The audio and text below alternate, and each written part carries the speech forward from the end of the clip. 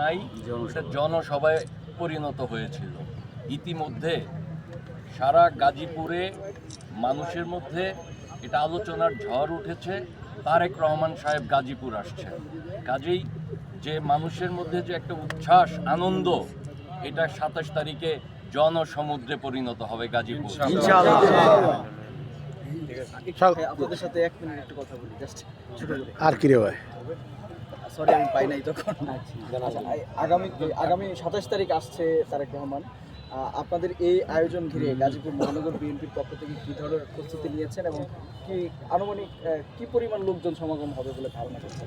যেহেতু গাজীপুর মহানগরে এই রাজবাড়ি, ঐতিহাসিক রাজবাড়ি মাঠে জনসভাটি হবে এবং আমাদের গাজীপুর মহানগর বিএনপি এবং অঙ্গ সংগঠন সহ আমরা আজকে প্রস্তুতি সভা করেছি।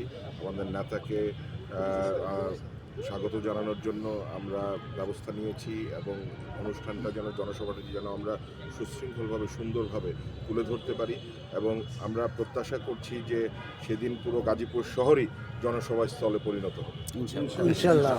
একটু ভাই আপনার সাথে 1 মিনিট জাস্ট, আপনি নিশ্চয়